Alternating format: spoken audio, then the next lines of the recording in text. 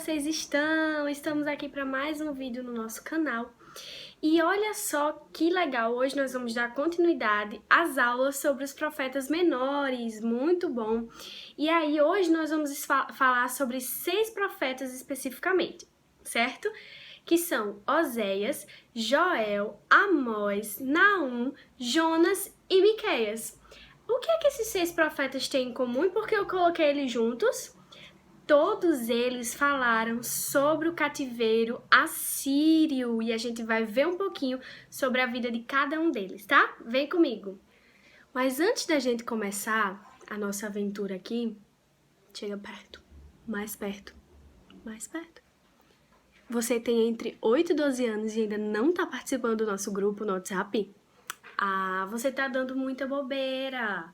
Nosso grupo no WhatsApp tá super legal, a gente tem uma sala virtual também no Google, então assim, a gente tem muita novidade e que só é compartilhado realmente lá no nosso grupo porque é a coisa mais íntima para quem tá realmente participando. Então se você tá assistindo esse vídeo e quer participar, quer aprender mais sobre a palavra de Deus, fala com a gente pra gente poder te adicionar lá, certo?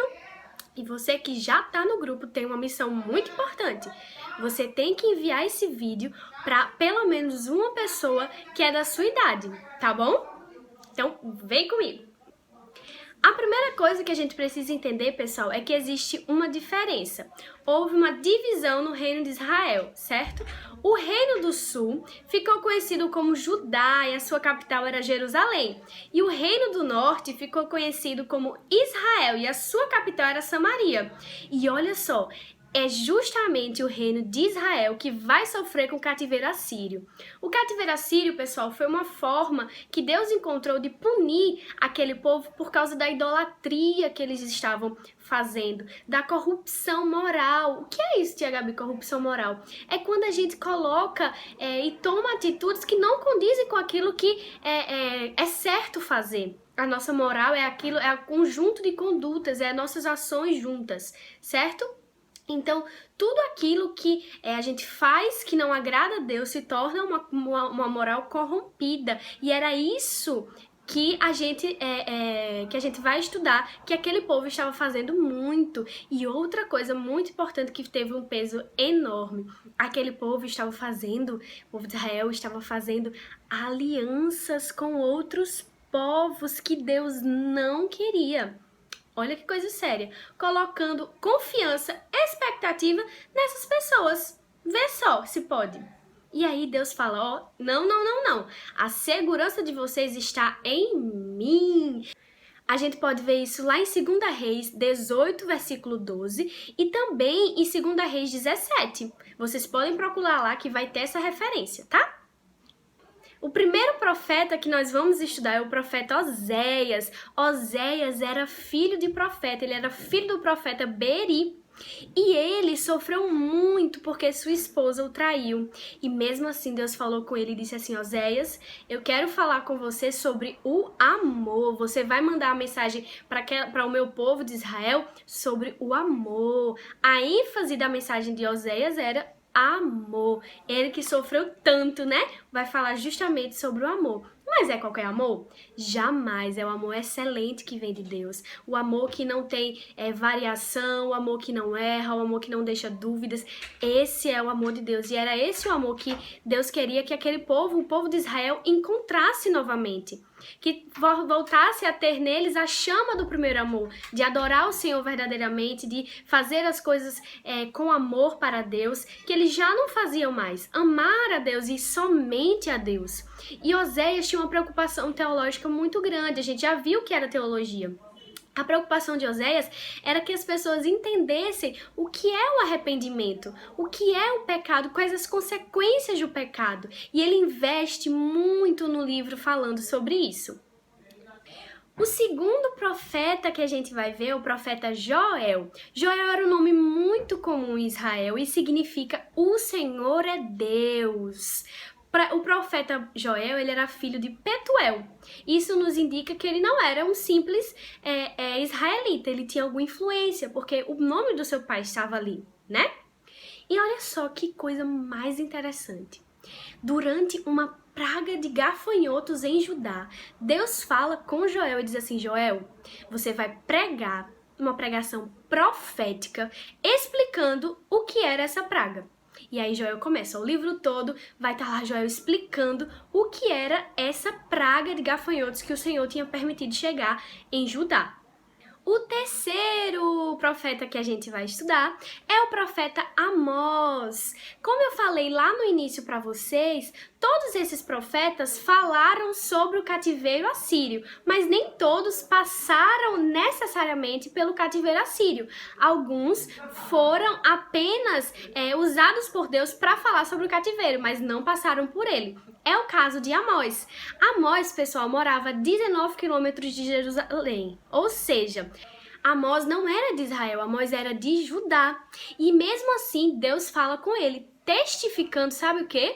Que aqueles profetas estavam falando a verdade, porque um falava no canto, outro falava no outro, então só podia ser Deus falando com ele, porque não tinha WhatsApp na época, não tinha Instagram para mandar um Ei, Joel, tá falando o que aí? Ei, Amós, tá falando o que aí? Não tinha como, né? Então só Deus mesmo. E confirmando que a palavra era verdadeira, não é isso? Isso, olha só que legal. Amós era um pastor de ovelhas. E quando ele estava lá levando o seu rebanho para o campo, Deus falou com ele e disse assim: Amós, eu preciso que você mande uma mensagem para o meu povo.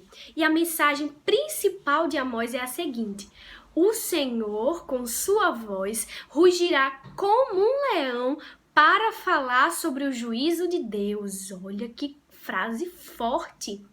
Ele ia denunciar a religiosidade fingida. Que é isso, Tia Gabi, pelo amor de Deus?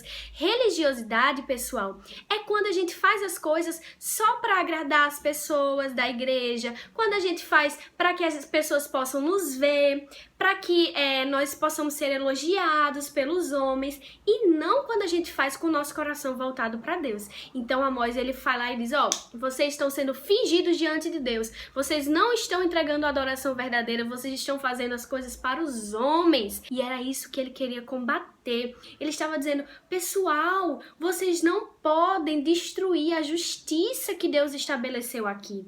Eles não estavam sendo mais justos, eles não estavam mais se adequando à moral de Deus, ao caráter de Deus, porque quando nós estamos perto de Deus, nós ficamos parecidos com Ele. E quanto mais distantes nós estamos de Deus, menos parecidos com eles nós somos, não é isso? E era exatamente o que Amós queria falar para aquele povo, que eles estavam distantes de Deus e que eles precisavam voltar, porque Deus estava querendo voltar a agir no meio do povo. E olha só que interessante também da gente colocar aqui.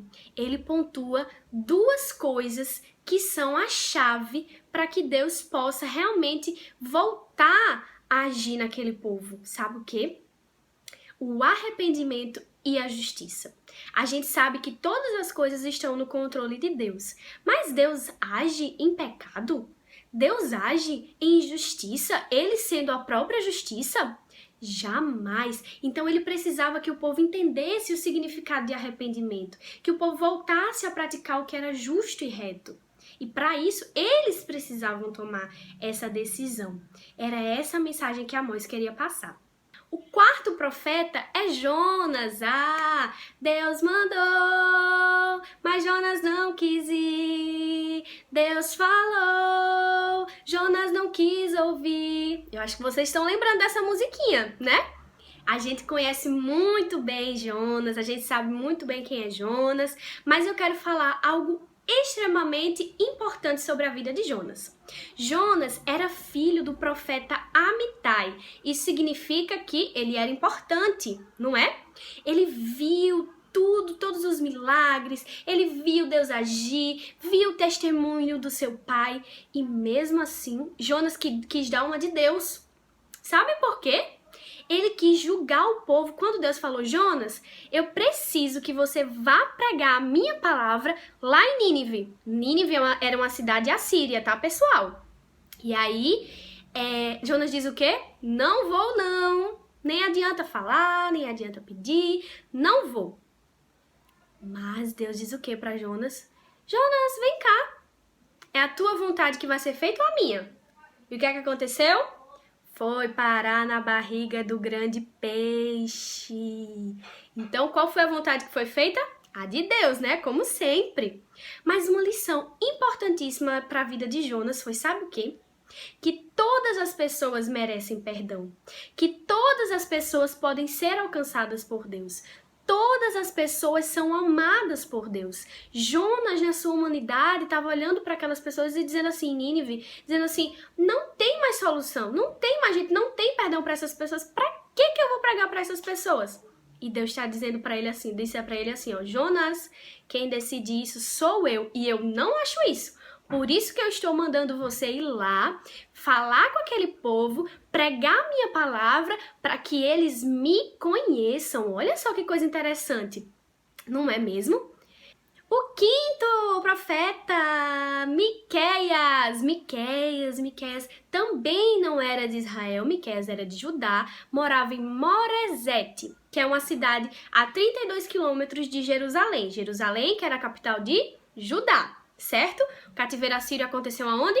Em Israel. Ok.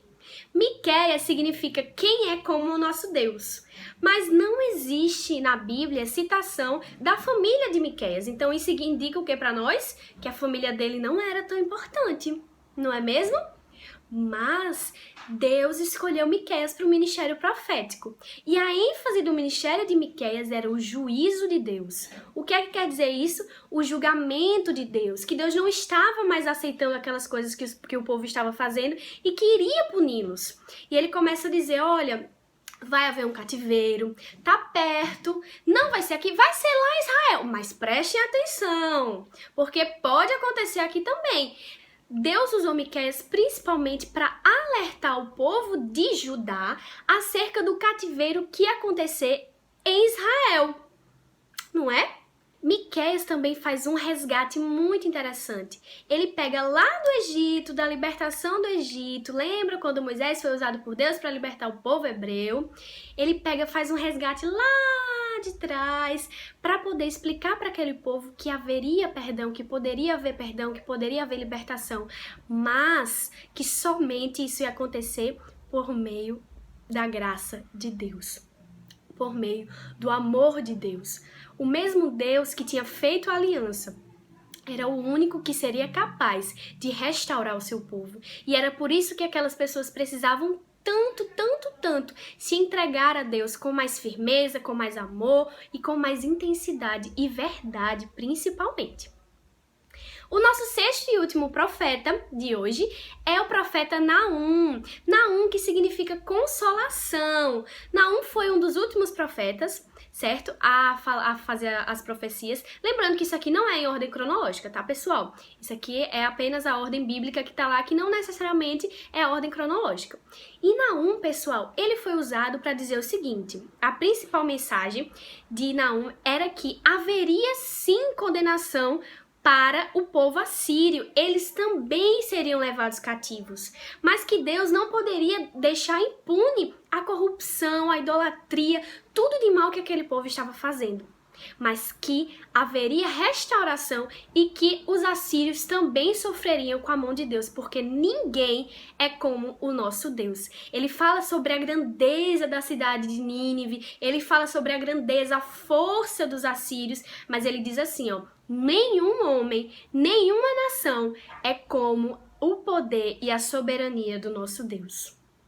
Então, pessoal, chegamos ao fim de mais uma aula. Eu espero que vocês tenham gostado, tenham compreendido. Se ficou com dúvida, fala com a tia Gabi, que a gente vai dar um jeito de tirar essa dúvida. O importante é ficar tudo bem claro. O que eu fiz aqui hoje foi só um resumo para a gente começar nossos estudos sobre esses 6 profetas. Mas vai ter cronograma lá na nossa sala virtual para nós lermos juntos todos esses livros, tudo que tá aí, a gente vai ler direitinho, vai tirar dúvida, vai fazer atividade, e eu espero que vocês participem, que vocês compartilhem, que vocês tenham gostado muito. Até a próxima semana!